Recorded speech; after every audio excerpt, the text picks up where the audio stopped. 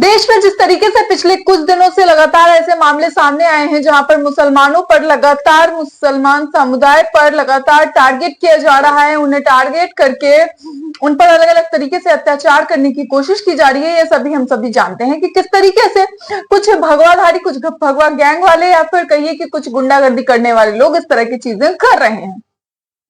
न सिर्फ इतना, जब भी किसी तरह का कोई आरोप सामने आता है तो उसमें सबसे पहला नाम अगर खोजने की, तलाशने की कोशिश की जाती है तो वो होता है मुस्लिम नाम, ताकि हिंदू मुस्लिम के नाम पर लोगों की टीआरपी बढ़ सके और उसके सिवा जो देश में है वो सांप्रदायिक हिंसा फैलती रहे, सांप्रदायिक तनाव बना रहे। इस सब के बीच एक और ऐसा मामला सामने आता है जहां तस्वीर में दिखाया कुछ और जाता है मगर होता कुछ और है।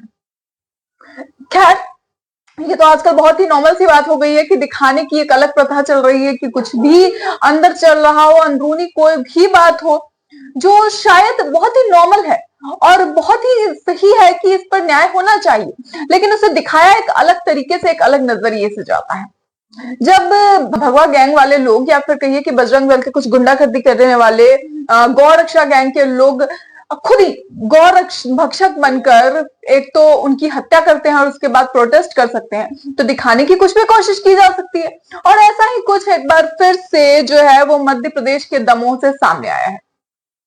कुछ तस्वीरें हैं, आपको दिखाएंगे, सच्चाई बताएंगे, फैक्ट चेक बताएंगे, लेकिन उससे पहले जरा ये जर्नल मिरर की एक खबर देखिए। जर्नल मध्य प्रदेश दमोह में 4 युवकों ने किया मस्जिद के इमाम पर हमला, मुस्लिम समुदाय के लोगों ने थाने का किया घेराव। पुलिस में मुस्लिम समुदाय के ही 40 युवकों के खिलाफ एफआईआर दर्ज की जाती है।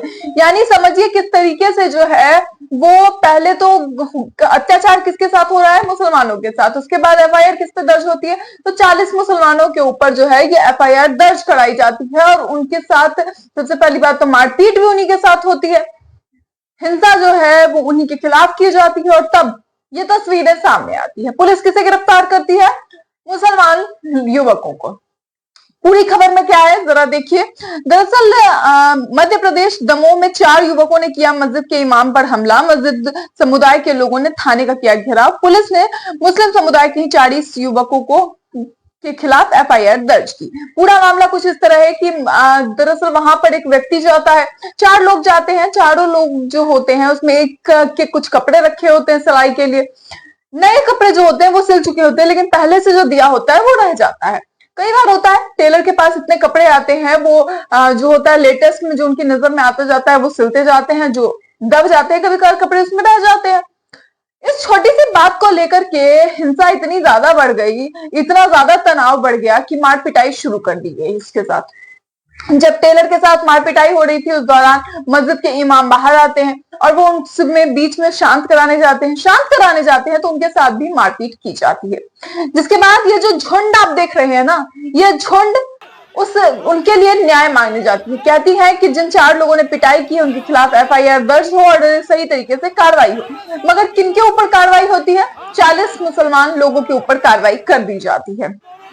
जर्नल में की ही ये पूरी खबर है, जरा नजर डालिए, जहां पर लिखा गया है कि मध्य प्रदेश के दमोह में मस्जिद के इमाम साहब को पीटने की घटना ने पूरे इलाके में तनाव का माहौल पैदा कर दिया है, जिसके बाद से पुलिस प्रशासन काफी सक्रिय है। घटना 3 फरवरी की रात की है। दमोह में स्थित जेल मस्जिद के पास रहने वाले टेलर अब्दुल अंसार खान के पास लल्लू शर्मा, नाम बड़ा गौर से सुनिएगा, लल्लू शर्मा नाम के एक शख्स ने लगभग 2 महीने पहले सिलाई के लिए कुछ कपड़े दिए थे, जिनमें से नए कपड़े टेलर को बनाकर दे दिए गए थे और पुराने कपड़े समय न मिलने की वजह से तैयार नहीं कर पाया था वो। इसी बात को लेकर लल्लू शर्मा और उसके 3 अन्य साथियों का टेलर अब्दुल अंसार खान के साथ विवाद हो गया तथा आरोपियों ने टेलर के साथ मार पिटाई शुरू कर दी। इसी बीच मस्जिद के इमाम मामला सुलझाने के लिए आए तो आरोपियों ने उनके साथ भी मार पिटाई की और उनकी मोटरसाइकिल भी तोड़ दी। इस घटना की खबर जैसे ही इलाके में लोगों को लगी तो उन्होंने आरोपियों के खिलाफ कार्रवाई की मांग करने के लिए कोतवाली थाने का घेराव किया, जिसके बाद पुलिस ने देर रात लल्लू शर्मा, राजू ठाकुर,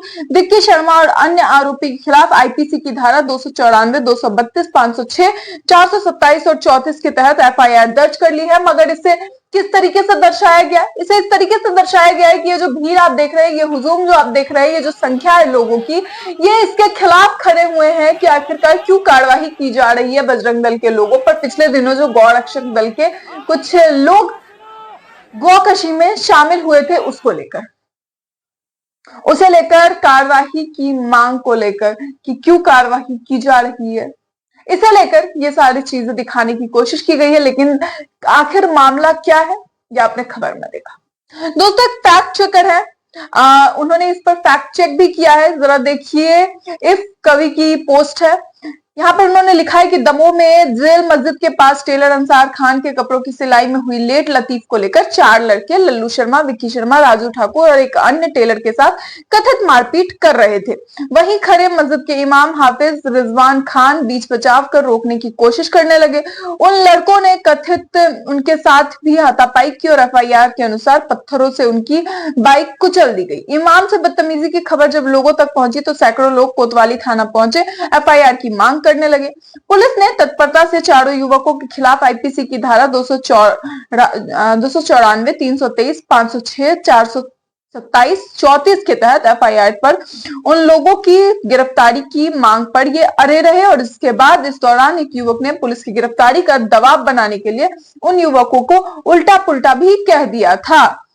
पुलिस की सख्ती और इमाम की अपील पर सबने अपने अपने घर से निकल गए। कानून व्यवस्था के मद्देनजर दमोह पुलिस ने शहर में रात भर गश्ती की।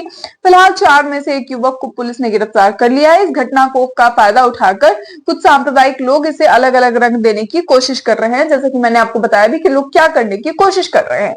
मगर इस सारी कोशिश को एक और रखते हुए जो ये लोग हैं, इन्होंने बड़ी ही शांतिपूर्वक तरीके से अपनी अपील रखी, जिसके बाद पुलिस ने मामले को शांत किया। मामला शांत होता है, उसके बाद ये शनिवार शाम 4 बजे की घटना है जब युवकों के साथ मारपीट की जाती है। मारपीट की घटना सामने आती है और इस सब के बीच क्या दिखाने की कोशिश की जाती है? दिखाने की कोशिश की जाती है कि सांप्रदायिक तनाव मुस्लिम पक्ष फैलाने की कोशिश कर रहा है। 40 लोग उनके गिरफ्तार हो चुके हैं, मगर उन 4 लोगों में से एक की गिरफ्तारी अब तक हुई है, 3 फरार है। सवाल ये उठता है कि आखिर पुलिस क्या कर रही है। इस पर एसीपी का बयान भी सामने आया है, उन्होंने अपनी बात रखी है और देखिए कि आखिर वो क्या कहते नजर आ रहे हैं। जरा एक झलक देखिए उनकी।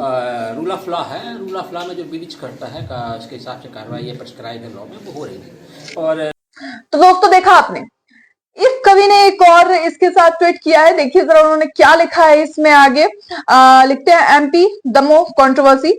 दमोह शहर के मस्जिद के इमाम के साथ शनिवार को 4 युवक मारपीट की गई थी। उसी घटना को बताया गया है जिसमें आपत्तिजनक भाषा का इस्तेमाल भी किया गया था। उस युवक को पुलिस और वहां मौजूद लोगों द्वारा डांट कर भगा दिया गया। इस पर घटना का वीडियो सामने आने के बाद सरकार सख्त दिखाई दे रही है। मुस्लिम समाज के 40 लोगों को गंभीर धाराओं में एफआईआर दर्ज किया गया है। एनएसए लगाने की तैयारी है।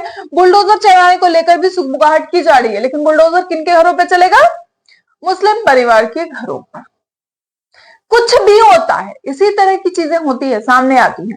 हालांकि बीजेपी के जो नए नवेले सीएम है वहां पे, उनका भी एक बयान सामने आया है। उनका कहना है कि दमोह में कानून व्यवस्था को बिगाड़ने का प्रयास किया जा रहा है, जिसे पुलिस प्रशासन द्वारा संभाल लिया गया है।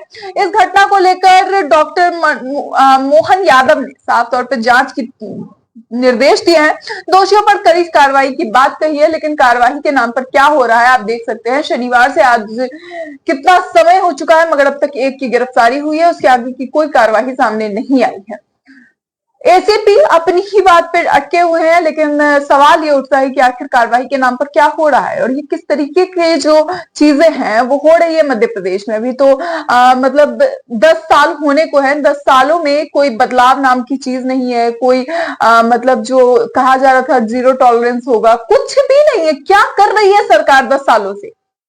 और कुछ ऐसे जगह भी है जहां पे 10 सालों से ज्यादा हो चुका है, वहां पर भी कोई स्थिति संभली हुई नजर नहीं आती है। सवाल उठता है कि आखिर बीजेपी सरकार किस बिना पर आने वाले समय में अपने आप को जिताने की बात कहती है? किस बिना पे उन्हें लगता है कि 400 सीटें पार? क्या सोचकर? दोस्तों इसे लेकर आपकी क्या राय है? अपनी राय कमेंट बॉक्स में जरूर बताएं। ऐसे और खबरों के लिए देखते रहिए मौलिक शक्ति।